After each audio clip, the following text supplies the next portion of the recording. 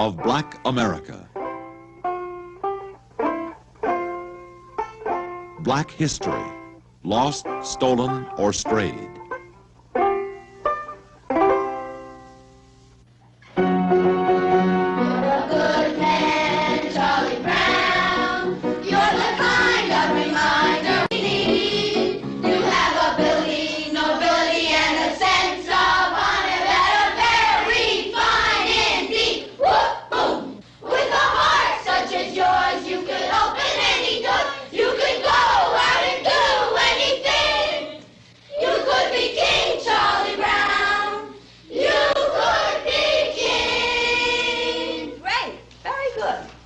We'll go to lunch now, and this afternoon we'll continue with our meeting.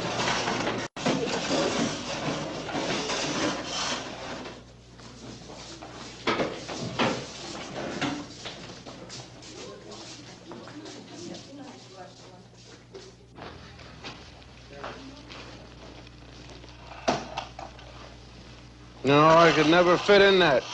Never get in that at all. This is more like it. Now, what's the whitest thing you know? Whiter than the driven snow, whiter than the whites of your eyes? Sugar. Non-integrated, non-black, sweet sugar.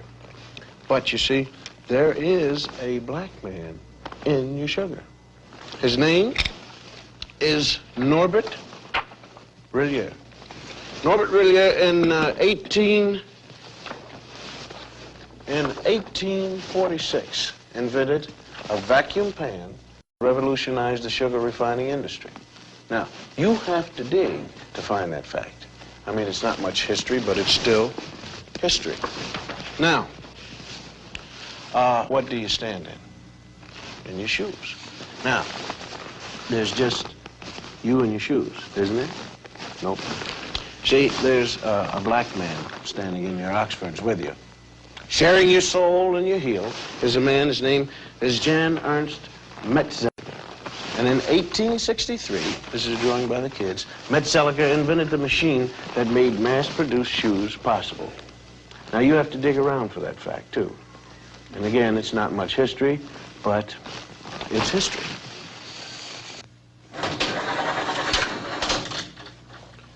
Am I coming in clear to California? I mean, is this TV signal driving through a pass in the Sierra Nevada mountains and slipping into San Francisco? Okay. Well, I want to thank you, Jim Beckworth. Jim Beckworth out of St. Louis, hunter, trapper, and honorary chief of the Crow tribe of Indians. We had trouble finding you, Jim. Though you helped open the West, you didn't make the books. Chicago, right here, where the Wrigley building is. Young fellow by the name of Jean-Baptiste de Sable. Jean-Baptiste, he founded you, Chicago, when he traded with the Indians. And of course, there it is right there at that particular time. It was called Chicago, or Stinking Onion, by the Indians. And de Sable, he didn't even change the name at all. Now you take the Lewis and Clark expedition here, right in there. You'll find a black man named York, helping to open the West. Those men are trying to wash the black out of York. That's what you might call historically significant, because a lot of people think we ought to wash white, but we ain't gonna, you see. Texas. Coming to you, Texas, right down the Chisholm Trail, right here. Right down there with 5,000 black cowboys who never made it to the Hollywood Western. Did you know that? Huh? In the same group, there was one black outlaw. His name was Deadwood Dick, who claimed his soul brothers were Bat Masterson, Billy the Kid, and Jesse James. Deadwood Dick used to ride into the saloon, order 2 drinks, one for himself and one for his horse. And here's his horse drinking a shot of red-eye with a straw. And how about the 186,000 blacks who fought on the Union side during the Civil War? 38,000 died. How about Teddy Roosevelt's charge up San Juan Hill? It wasn't just the Rough Riders who made it. 4 black regiments went right up with Teddy. They didn't get lost going up the hill. They got lost in the history books. How about the North Pole? Snow White? Well, the first man there was black, Matthew Henson. He spoke Eskimo. And he was Admiral Perry's navigator. And although he made it first to the pole, it never quite made it to the history books. And how about your heart? Can we get there? All right. Daniel Hale Williams first performed open heart surgery successfully. Now, this list could go on forever. Blacks who made it, blacks who made history, but who didn't get into the history text at all. And the strange thing is how little there is about us in the textbooks. Napoleon once said history is a fable agreed upon, and the fable agreed upon up to now is that American history is white on white. But sometimes we did get into the history books. All wrong. Now you take this one. The Growth of the American Republic, 1942 edition. Samuel Eliot Morrison, Henry Steele Commager. Quote, as for. This has to do with slavery. As for Sambo, Professor Morrison. Sambo, Professor Commager.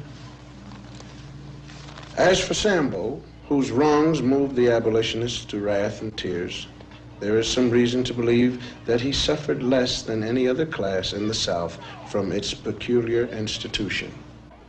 Peculiar institution means slavery. Although brought to America by force, the incurably optimistic Negro soon became attached to the country and devoted to his white folks. Unquote. Those lines were written by two Pulitzer Prize-winning white Northern professors.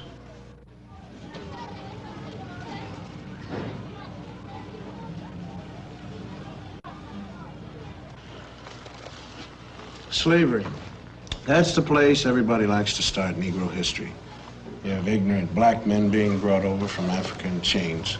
Terrible thing, slavery. But this way slavery is taught, it sort of takes the sting out of it. Because the way it's usually taught, people think that we Afro-Americans started with nothing but little grass skirts like the kids in the Tarzan movies. And though America gave us slavery, America kindly gave us religion and a lick or two of education. And when we get more jobs and more education, then up from slavery. But we had something before we left Africa, something more than rhythm. I mean, we had a high culture. The culture was so high that great artists in the world are still borrowing from it. Now, here's a sculpture by an unknown African artist. And here's what Paul Klee took from him. Now, here's a work by an unknown black African, and Pablo Picasso liked what he saw. Another African design, and Modigliani swiped it, or he was influenced by it, or whatever polite word you want to use. Another black African artist, and Picasso didn't change it very much. I mean, when you look at this copy, you got to give us a little more than rhythm. You got to give us style. Now, if you tell the history of slavery right, you got a big problem on your hands. The slave trader didn't take some savage out of Africa. He took a human being. He sold him like an animal and separated him from his family. America invented the cruelest slavery in the history of the world because it broke up black families. After slavery was over, America kept breaking up the black man's family. And that's some awful history to teach. Now, if you want to look history right straight in the eye, you're going to get a black eye. Because it isn't important whether a few black heroes got lost or stolen or strayed in America's history textbooks. What's important is why they got left out. Now, this country has got a psychological history. There was a master race, there was a slave race. And though there isn't any political slavery anymore, those same old attitudes have hung around. I mean, the burning part of Burn, Baby Burn is right here in this classroom. We want to thank Mrs. Lovely Billups and the whole gang here at the 4th grade for the brilliant and intelligent artwork that they've done here to make this whole broadcast sing. I want you guys to keep pretending that I'm not here. You're doing a great job, and just keep on drawing and reading and writing, doing what you have to do, because I'm going to talk about some other kids. Not you, Mary, John, and Bob. These are kids from other schools. And did you know in some states it used to be against the law to teach blacks to read or write? Nowadays we're getting these integrated schoolrooms, and most people think that if we get enough teaching and enough jobs, everything is going to take care of itself. But there is a scar of history running right through kids as young as these. It tears you up if you know how to look at drawings kids make, because kids shouldn't know much about history and anything about discrimination. I mean, nobody hates little black kids, but why do some of them cause so much trouble? And if you ask black and white children to draw themselves, or trees, or houses, some strange things happen. We asked some ordinary white kids from ordinary families to make some drawings for us. Like, well, let's call him John. John's white, and we asked him to draw himself. This is John. This is his house, and this is his tree. Then we asked a black kid, let's call him Ralph, to do the same thing. This is Ralph's drawing of himself. This is his tree. Now, why should two kids of the same age draw so differently? Enter the expert. This is Dr. Emmanuel Hammer, psychiatrist specializing in children's therapy. Well, let me illustrate it for you. Let's take these drawings. No matter what a child draws, he's really picturing himself. Ask a secure child to draw a tree, and he's likely to draw a bountiful, spreading tree. A black child drew this tree, cut off in its growth, stark, bare, ungratified. It works the same way with drawings of people. Normal children, average drawings. The mood is happy, the child feels capable, the drawings are complete, and the arms are developed to emphasize strength. These children were old enough to draw complete figures. The significant fact is what they left out: arms, hands. A child may sense that a situation in life is so powerless that he himself is equivalent to an armless man. My own study reveals that armless people appear 3 times more frequently in the drawings by black children than those by white. The faceless beings suggest that these youngsters not only feel themselves to be less than they might be, they don't even feel themselves to be. The black child who is forced to live in a hostile world may disappear in self-defense. He drifts through life feeling like a shadow. He stops caring, and he stops trying. A child who has this on his mind cannot be a child. A child who has this on his mind could want to burn down cities when he gets older. The whole confusion was summed up by a black 9-year-old in these 2 paintings. This is a 9-year-old boy draws a white man, Robin Hood maybe. And this is how the same boy draws himself. And this is the consequence of deformed history. Linda, close the curtains. Brian, lower the screen. Bonnie, lights, please. In the past 50 years, 33,000 feature films have been made in the United States, and about 6,000 of them have had parts for black actors. For the most part, the black portraits have been drawn by white writers, white producers, and white directors for a white audience. Most black parts were the way white Americans wanted them to be. The black male was consistently shown as nobody, nothing. He had no qualities that could be admired by any man, or more particularly, any woman. When the sun goes down, the tide goes down, the dark gather round and they all begin to shout, hey, hey, Uncle Dudley is free. White people didn't like to think much about them, sort of like a relative you got in a rest home. I mean, happy darkies, dancing and singing was all they wanted to hear about. Being good Christians, the whites out front liked to think the blacks out back were kind of happy.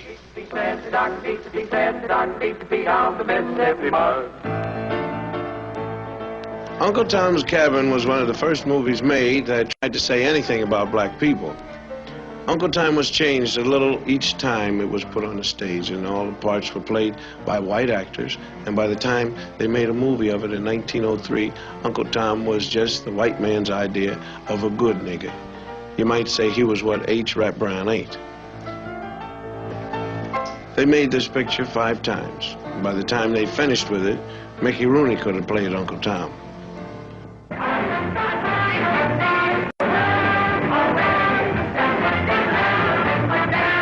Minstrel shows started as the black man's entertainment for himself and the plantation owners. When they were filmed, though, they were done by a white cast. You figure that out. They were done as sort of a joke, and the black entertainer couldn't even get a job making fun of himself. The first really vicious anti-Negro film was called The Birth of a Nation, and it was a honey. And the second worst thing about it was that technically in 1918 it was the best movie that had ever been made. A cat named D.W. Griffith produced it, and he knew how. See? Birth of a Nation pretended to tell the story of the Civil War and what happened afterwards when the slaves were freed. White women couldn't walk on her own sidewalk, if you believe the picture.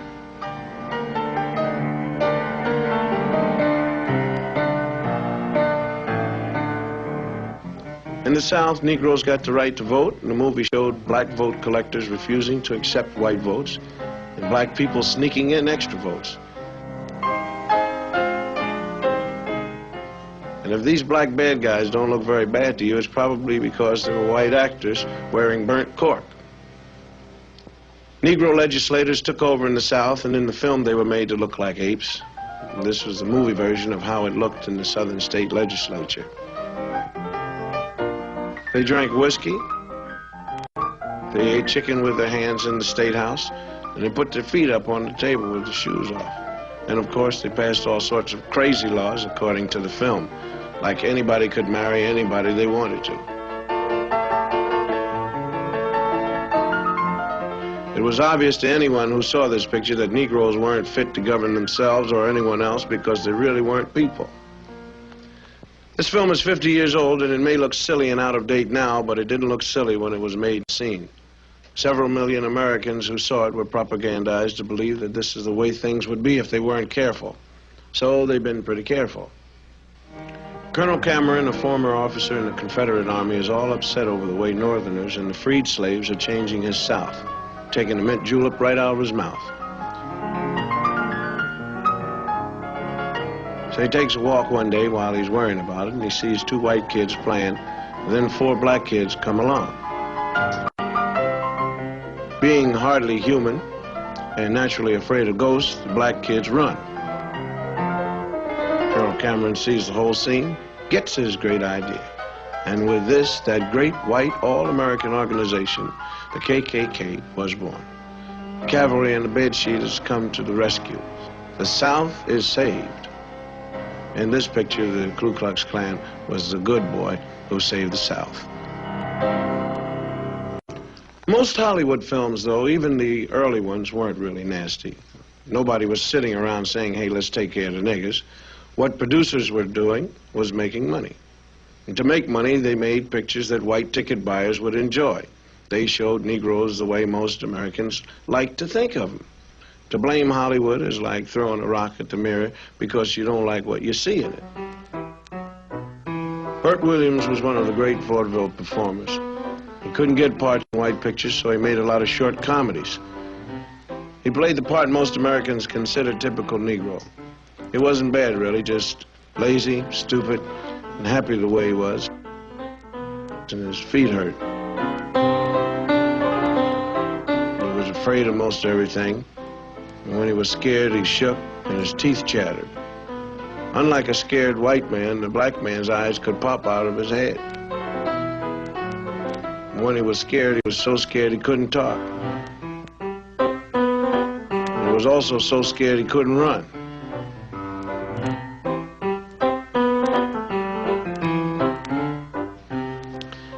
Black women, on the other hand, were steady and imperturbable.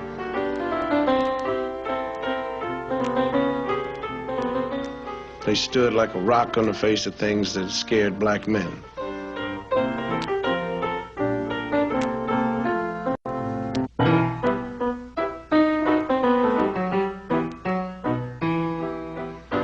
Another strange physical characteristic was when they were really very scared, the guys turned white. When you look back on these old films, the patterns come jumping out at you. The most consistent thing about them was the attack on the black man. He was never even given the privilege of being a man. He was a boy. as in, you know, here, boy. They had a lot of other great qualities besides being cowardly. For instance, they stole chickens. Who's in there? Who's in there? Ain't nobody in here but us chickens.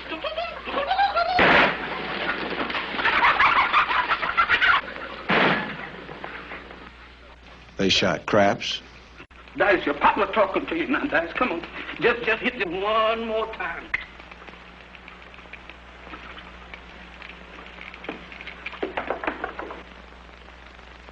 Ah. And lions weren't the only thing they were afraid of either. They were afraid of gorillas.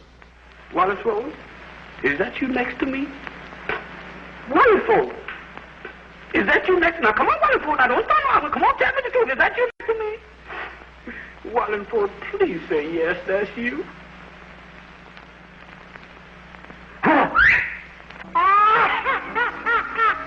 They were also afraid of ghosts and skeletons. Jeff? Is that you scratching my head? Jeff? Jeff! Now, come on, now, what are you looking at?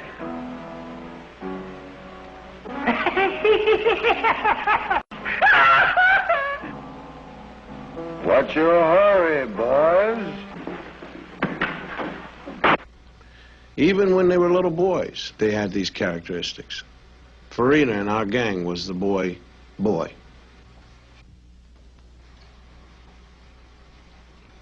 The tradition of the lazy, stupid, crap-shooting, chicken-stealing idiot was popularized by an actor named Lincoln Theodore Monroe Andrew Perry. Cat made $2 million in 5 years in the middle 30s, and everyone who ever saw a movie laughed at Steppin' Fetchit. Come out, wherever you is, wherever you be, wherever you do. Come out, wherever you am. How's the government looking for you? Where you going, stranger? You scare somebody stiff like that. I'm looking for hillbillies as you were. I ain't saying I am, I ain't saying I ain't. Well, that's close enough for me, 'cause I'm tired of walking myself. The government told me I got to bring in a hillbilly, so you come go with me to Washington. I ain't a-going. That's the color of another horse. Well, I tell you, you won't go for me. We go for the Navy. No. I want to go for the Navy. Well, I tell you, go for the Army. No, I won't go for the Army. No, I won't go for It's too bad he was as good at it as he was. The character he played was planted in a lot of people's head, and they remember it the rest of their lives as clear as an auto accident. What's that? Are you an Indian? Yes, I'm Indian. Man, you don't know. I'm Indian. I got 1 for the Cherokee, 2 for Seminole, and I got 4/5 Hiawatha. Wait a minute. Hiawatha was a woman. I can't help it. I got 4/5 of them. He played in movies with other actors who were as American as Mom's raspberry jello. If they accepted the stereotype, how wrong could it be? Judge Riggins, can I see you some, please? Well, I'm pretty busy. Yes, but I just want to ask if you heard about it. Hear about what? About over at my house, night before last. Oh, another baby? Yes, you sure guessed that you heard. What's his name? Oh, we call him L.R. Elias Rigby Livingston. Oh, named him after me, did you? Yes, Elias Rigby. I told my wife, Ethel, I said, honey, I know Judge sure gonna be gratified. Well, of course, yes, I appreciate the honor. Yes, sir. I suppose a compliment, and I ought to do something for you. Yes, sir, that's what I thought. If you come over to my place tomorrow, and I'll give you a job. Job? Raking leaves. I asked him for work. All-American little Shirley Temple played a lot of parts that involved her with black actors. She was always real nice to them. Oh, James Henry, you always do it wrong. This is an imitation Steppin' Fetchit named Willie Best with Shirley. Come on, Miss Virgie. I just won't budge. I'll show them I'm The cute little white girl was brave and strong in the face of danger, and the big black man was stupid and cowardly. What are you afraid of them for? Oh, honey child, them Yankees is mighty powerful. They can even change the weather. Yes? Whenever they come around, I never know whether it's winter or summer. I'm shivering and sweating at the same time. James Henry, serve these cookies to Master Harold and wipe his chin. Yes, ma'am, Miss Bud. She was good to them, and they were good to her. Sort of a master and pet relationship. How would you like to see Uncle Billy dance? All right, James Henry, let's get going, son.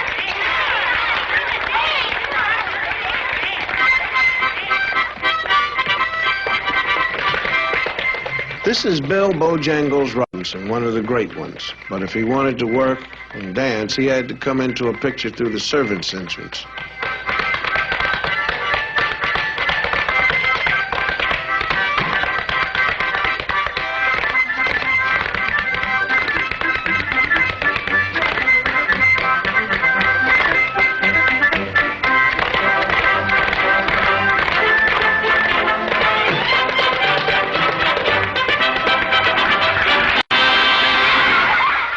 Shirley was good to children, too. They loved their little mistress, and she treated them real good. Hello, Sally Ann. Hello, Just like they were equals. Go on now, Sally Ann. Miss Virgie, please, ma'am. We all done come here to wish him many happy returns. That's it, many happy returns of the day. And we all done made you a darling. Here it is. Miss Virgie, there was more I had to say, but Annie, I forgot it. You said everything, Sally Ann. Don't you worry. This is the very nicest present I got. Thank you ever so much.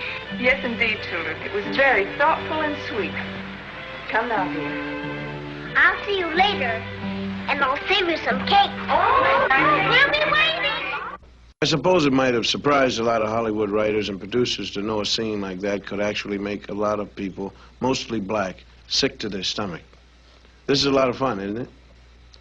The newsreels that were shown along with feature films knew a good thing when they saw one. They helped keep all the black cats in their place. Nobody black ever did anything very newsy in a newsreel.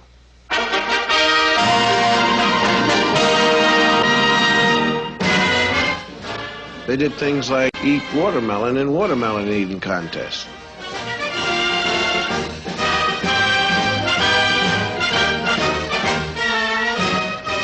Then another favorite for the newsreel cameraman was to film people throwing things at them. Good sport. Some college football publicity man decided this was a good idea. And there were a lot of very funny golf pictures. If you weren't black, they were funny, I guess. Lie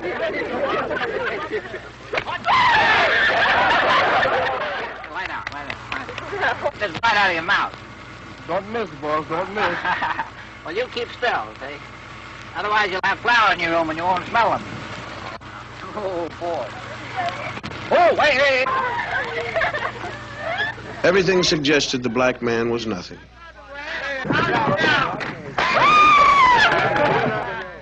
Hollywood adopted a sort of British attitude toward black natives of other countries. They were always sneaking around the bushes, you know, carrying stuff on their head.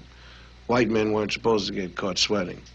Ann Harding played a scene in a picture called Prestige, and it stated the colonial attitude. Don't let it break, Andre. Take to him your race for a wedding gift. The prestige of the white man. That means everything you stand for. And it is the only weapon you two will have. Prestige. But it is enough to preserve you. Yes, sir. And I'll try to remember it. If you'll kiss me. Even though most non-white natives of any place were savages in films, it often pleased white producers to endow a few chosen blacks with the virtue of great loyalty to him, the white man. Here's one defending Ann Harding to the death. There was always one loyal and true black man who would do anything for his master.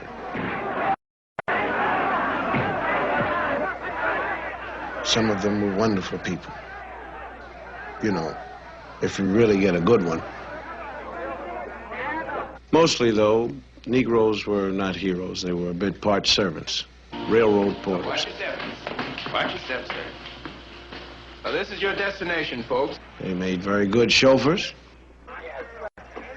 Looked good in their caps. Good morning, Colonel, sir. And they were great at serving all kinds of drinks. That cough of yours stays with you like poor relation. Who says you got the Your sassrous tea. Wherever there was a thirsty master, there were they also.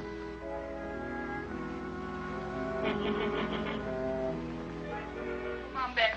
Fled Aunt Jemima. Will you have enough? I don't know if I can stretch one small chicken, but as long as the water's running, we'll have soup enough. Lottie, will you take Kay upstairs and wash all that goo off her face and give her a good... And one question they never answered. When the Negro woman was taking care of the white woman's kids, who was taking care of hers? They did all kinds of odd jobs around the picture, like walking horses. When they weren't walking the horses, they were out back playing craps, of course. Recreation. They met people at the station for their masters. Is you folks, We've come all the way from Ireland. Mr. Milford's expecting us. Mr. Milford. Yes'm, you is which I'm looking for. I'm Mr. Milford's boy. His boy, you say? Yes, sir. Murphy's the name, sir. Did you say Murphy? Yes, Mrs. Murphy. They calls me Walking Murphy. Walking Murphy? Yes, sir. Most of us Murphys down here just sit. I walk. They make wonderful servants, all kinds in pictures. Dumb but loyal. Yeah. Jack, isn't this a beautiful night? I just love parties, don't you? I beg your pardon? Thank you kindly. Yes? Hello? Oh, this is Baragon residence.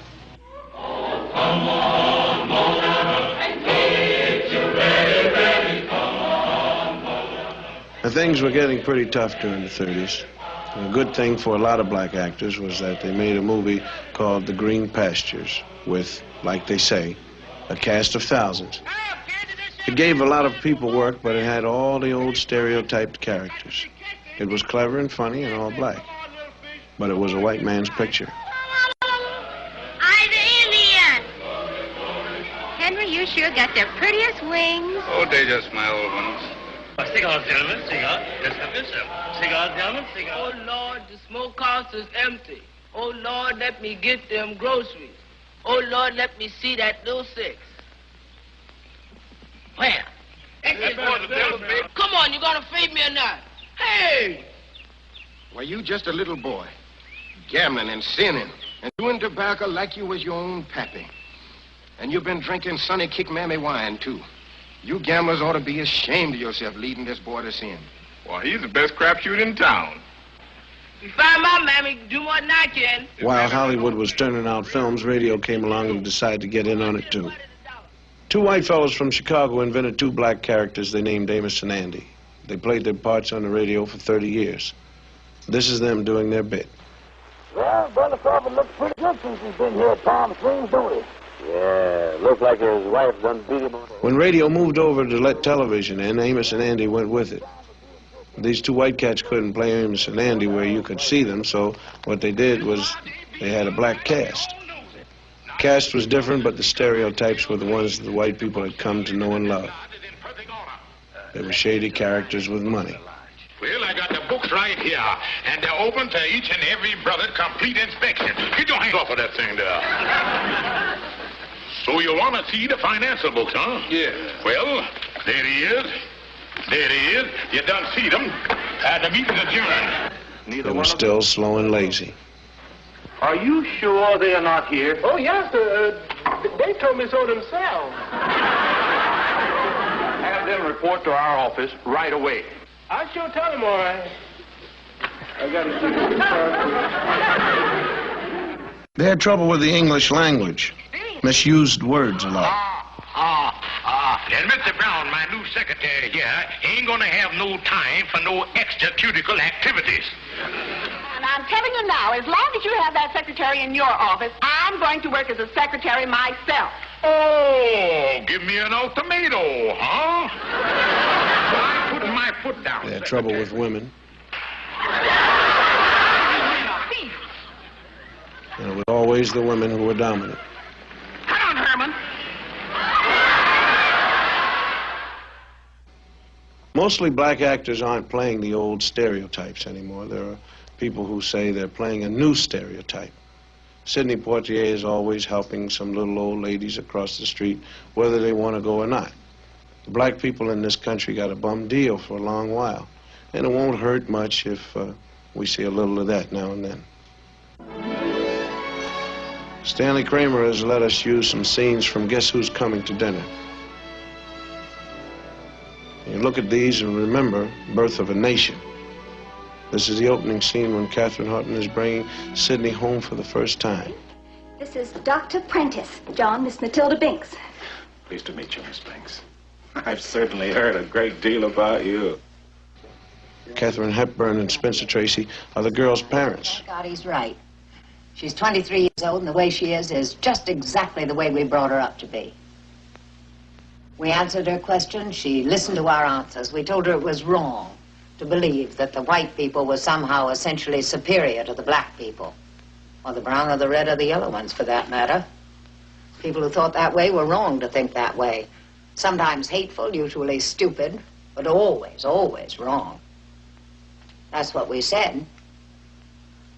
And when we said it, we did not add, but don't ever fall in love with a colored man. Sidney tells it like it is to his old man. You and your whole lousy generation believes the way it was for you is the way it's got to be. And not until your whole generation has lain down and died will the dead weight of you be off our backs. You understand? You've got to get off my back.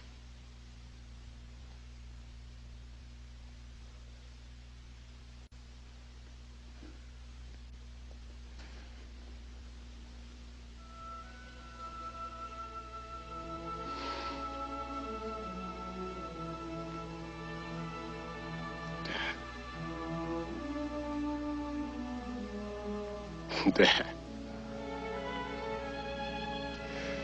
you're my father. I'm your son. I love you. I always have, and I always will. But you think of yourself as a colored man. I think of myself as a man.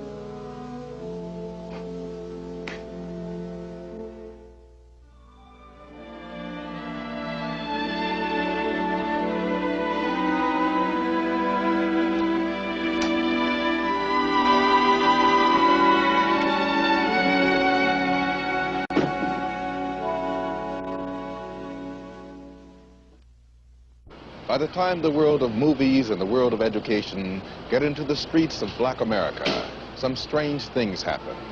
Because what history and the movies have told the black man is that he's nobody unless he joins the white world. The white world only comes into the black ghetto by messenger. The message used to read, black is nothing, white is beautiful. For this reason, a lot of black people have spent their lives trying to be white.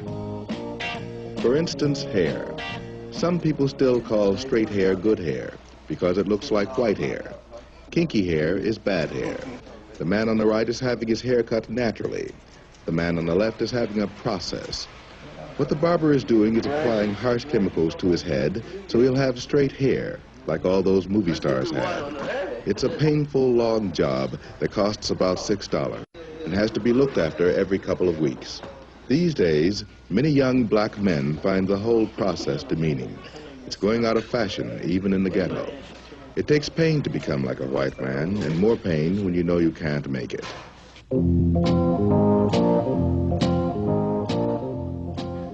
For a while, it seemed to the black community that the way to escape was to get as rich as possible and look as white as possible. And as affluence came to some black people, all the lessons of history and all the lessons of the movie seemed to be succeed on the white man's terms. So, the middle-class Negro took the white man's dreams and tried to make them his. Today, many middle-class Negroes have the education and the money to provide themselves with all the white man's dreams but one: universal social acceptability. He has not yet been able to join in any normal or casual way the white man's affluent society, so he has his own. The white man's attitudes still exclude the black man and the black woman. There's a fallacy in this country that says that any man by his merits can make it. That is not true. Do not believe that. It is not true. Because any man in this society cannot make it. That's where the whole fallacy is. The white man keeps saying to you, if you just stop being black, if you just stop shooting your people on Saturday night, if you just stop talking Negro dialect, if you clean yourself up, get yourself a job, you're going to make it in this society. It's not true. I know for myself, I have a master's degree in social work, and I know that people won't accept me.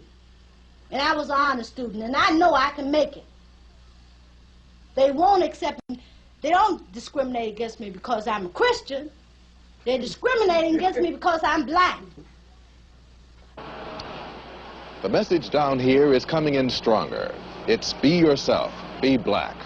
The new generation of black young Americans is asserting itself in a new and possibly disturbing way. Many black Americans are giving up on American society. If you can't wash white, even if you have the money, if you can't wash white because you're basically black, what you do is react, sometimes radically. Here is a measure of the reaction to white is beautiful. This is a storefront school in Philadelphia. The children are being given a black preparation before they enter the city's schools. They're not especially gifted children, they're just from the neighborhood. One black man named John Churchville put it all together and financed it himself. Right? You understand that? Yeah. All right. A number is a concept of quantity or an amount. That is wrong. No. A number is a concept of quantity or an amount. That is dead wrong. He's not only teaching new math to children whose ages range from 17 months to 5 years, he's decided to give them the emotional armor they need to protect themselves against the education they're sure to receive when they start kindergarten. Anybody tells you something wrong, are you going to do it? No! All right. What do you want, Janelle? I want freedom. When do you want it? I want my freedom now. No, you have to wait till next week, Janelle. You can't have it now. Can you wait till next week? Yes. Okay. Sit down. All right, young man, stand up. When do you want your freedom, young man? I want freedom now. You can wait till next week, though, can't you? No. Michael, you just have to wait till next week. You can't have it now. Are you willing to wait till next week? No. Suppose I said that you have to wait till next week. Now, you're going to wait till next week, aren't you? No. How are you going to get your freedom? I will use any means necessary to get my freedom. Any means necessary? Yes.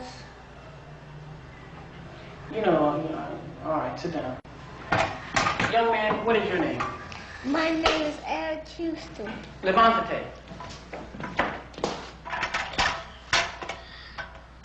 What is your nationality? My nationality is Afro-American. What is freedom? Freedom is black power. What is black power? Black power is...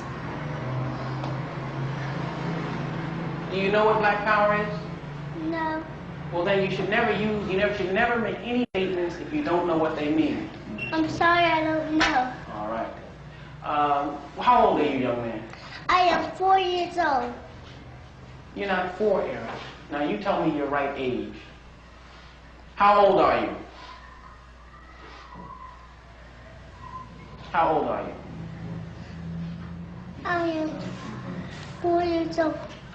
Are you sure you're 4? Yes. You're going to let me turn you around and tell you you're some other age? You're 6 years old, Eric. No. I can't hear you, Eric. No. Are you being frightened by me? No. I'm the teacher. I said you're 6. I am 4 years old. All right, then. You stand up for it, then. You shouldn't be weak. You stand up and say it. You ought to scream it in my face if I try to tell you different, right? Yes. Have a seat. Stand up, young man. Are you a Negro, Travis? No. Are you a flunky, Travis? No. What are you? I am black and beautiful. And what else are you? Are you a boy? No. What are you? I'm a man. What kind of man? Black and beautiful man. Or what kind? Are you an old man or a young man? Young man. Very good. Very good. Are you going to let somebody just make you a boy? No. All right. Suppose I tell you something wrong, Travis. Are you going to do it? Yes. You're going to do something if I tell you when it's wrong? No. Have a seat, young man. Eric, you're going to be reasonable, aren't you? No. Come here. Here you are. Fine young man, right? Yes. Are you going to be scared of me? No. Are you going to be scared of some president of the United States? No. Some mayor? No. Some policeman? No. All right.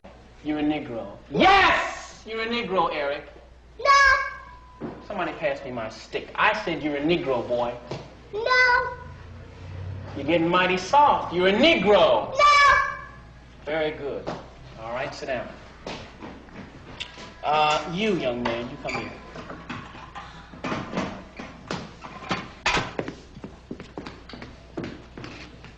Your nationality is American Negro.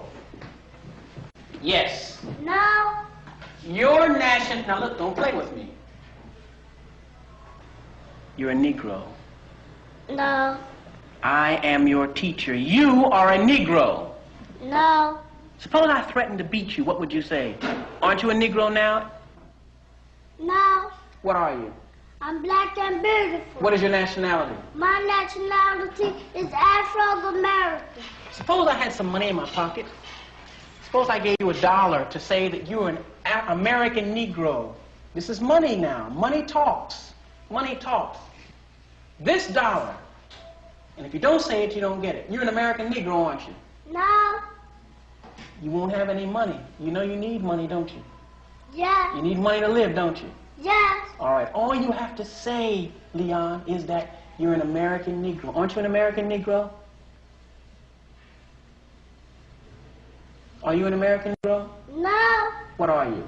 I'm black and beautiful. What's your nationality? My nationality is Afro-American. Very good, man. Keep it up. Go sit down. You had to think about that a minute, didn't you? Yes. All right. All right, everybody. What is your nationality? My nationality is Afro-American. Good. All right. What I did is what people are going to do to you in different ways when you get out of the school. They're not going to just come right up to you and give you $1 or say, if you say that you're an if you say you're an American Negro, I'll give you $1. But they're going to be very nice to you, some of them, and they're going to try to, get you not to love black people. They're going to try to get you to, be something other than you are. They're going to try to make it seem as though you're different from the masses of black people. And they want you to go away. Now, I'll tell you, I'll give you special things if you just come along with me and do what I say. But you must reject that. Now, you know what that means? That means you're not going to have the money you'd like to have. And money is not important. We need money. We have to buy things with it. But money is not the thing that we're living for. The only thing that makes a person worth living is being a man and being a woman, being strong in character, being straight, telling the truth, and living in the truth and doing the right thing. You understand that? So no matter what happens, I want you all to always tell the what? You may not get the marks you're supposed to get in school. You may be doing the work, but because the teacher doesn't like your attitude, and she'll always tell you, I don't like your attitude. Because you're independent, but you're not going to school for grades. You're going for what? All right. And what kind of people is everybody in this room going to be? Tell me the kind of people you're going to be. Black and blue. What else? You're already there. What are you going to be? You're going to be stupid? No. What kind of people are you going to be? Excellent. You're going to be excellent. And what else? Yes, ma'am. Strong. And strong. And what else? And good. And good. And what else? And genius. And a genius. And what else? I'm looking for another word. All of you are geniuses right now, and you'll be better than that. What else? I'm looking for a word that begins with a B. Brilliant. Brilliant. And brilliant really means to shine. And all of you will shine. All of you are really going to be brilliant. Good enough. All right. How does everybody feel now? You ready to get ready for lunch? Yeah! Who's hungry? Well, it's kind of like brainwashing. Or is it? I mean, can you blame us for overcompensating? I mean, when you take the way black history got lost, stolen, or strayed, when you think about the kids drawing themselves without faces, and when you remember the fine actors who had to play baboons to make a buck, I guess you got to give us a sin of pride. Pride. Hubris in the original Greek. It's 300 years we've been in this American melting pot, and we haven't been able to melt in yet. And that's a long wait. Listen, we've been trying all kinds of parts to make the American scene. We've been trying to play it straight and white, but it's been just bit parts.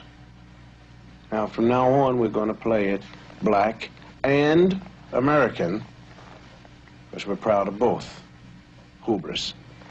I'm Bill Cosby, and you take care of yourself.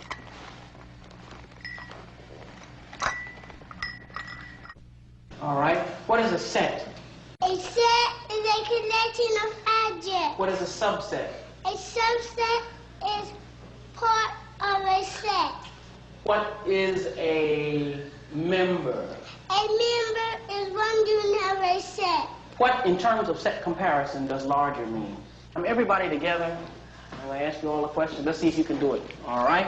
What is arithmetic? Arithmetic is size of a number. What is a number? A member is one unit of a set.